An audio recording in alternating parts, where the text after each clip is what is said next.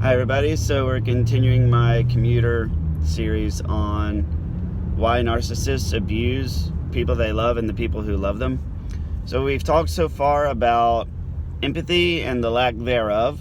We've talked about object relations and object constancy and all the object theory in psychology, at least a relevant object theory.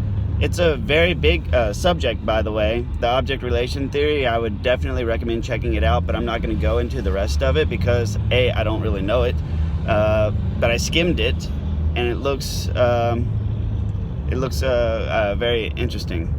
So, yeah, definitely check it out. So, and then we've talked about there's three sort of phases of the narcissistic abusive relationship. We talked about stage one, which is chasing the unicorn, and that's where you get a lot of affection, a lot of attention. This person's really enamored with you. They go all out, but then once they have you and they start enjoying your company, then they start to inventory all of your flaws and the things that they don't like. And that's when they begin to have trouble being happy with you, because they have no object constancy, they have no object relations. And so because of that, what happens is your identity to them starts to take a turn towards the mostly negative. So without object constancy, without object relations, they see you as a unicorn. You're perfect, right?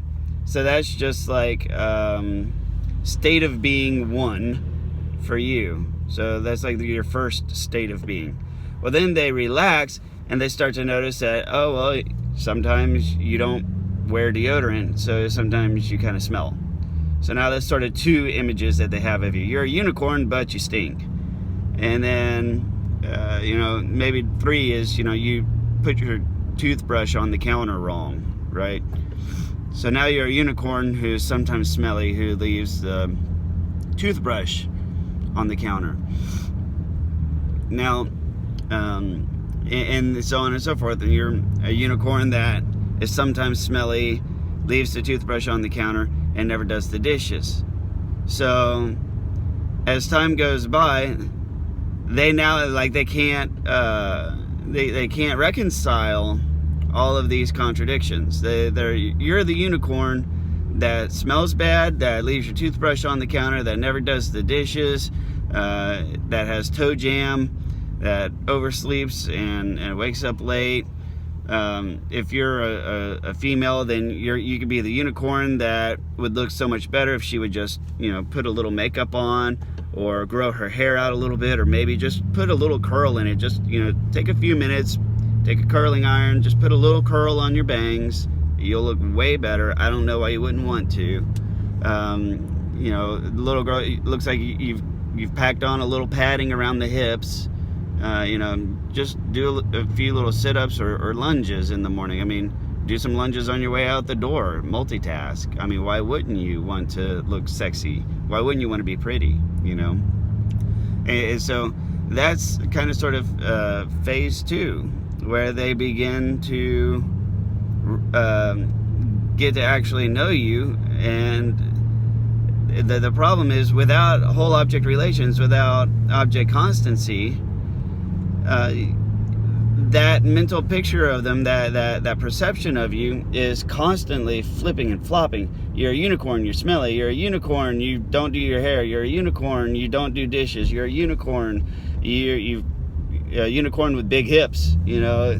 So they begin to get a little irritated because their unicorn's not as magical as they thought.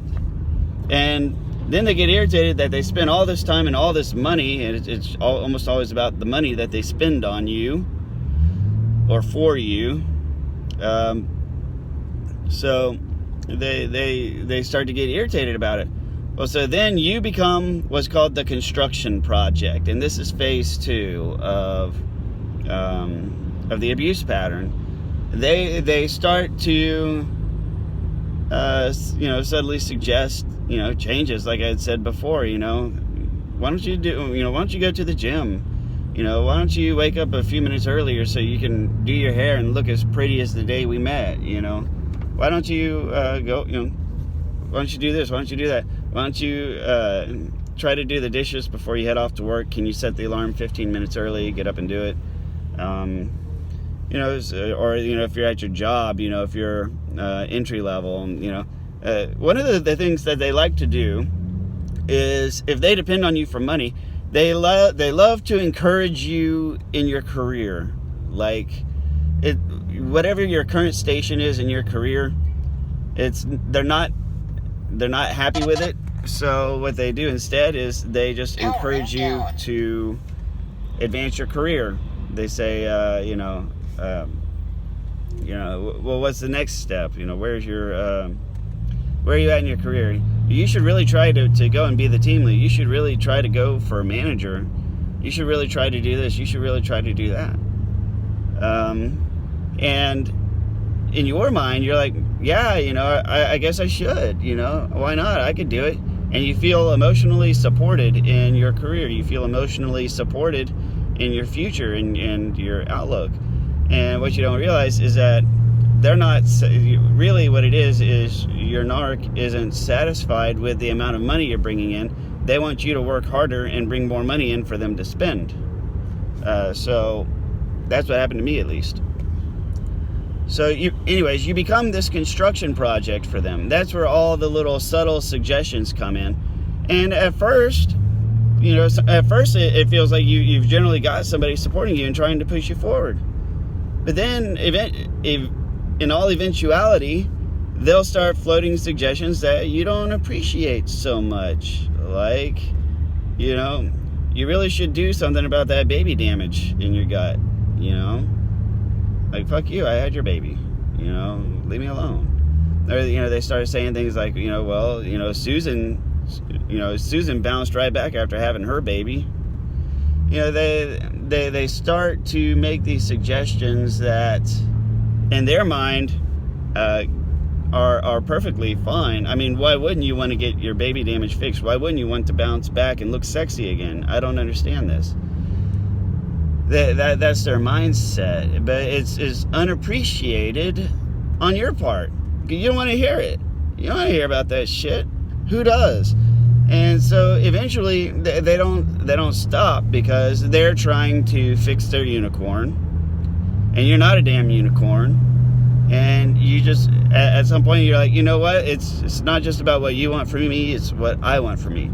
And now this is the point of the relationship where everything takes the turn. It's when you're in the construction phase and you start to tell them no. So this is the absolute number one indicator that you're in a bad relationship that is about to turn emotionally abusive, is that first no. How do they react to it? Because normal people, when you just tell normal people no, you just say okay, right? Like, hey, I got this bonus this year. I know you're always, heard about, the baby damage around your belly. We could, get that fixed up for you. And if you're like, no, I really don't want to go through all of that, I appreciate your concern, but no. Okay, well, I just wanted to float that out there, right?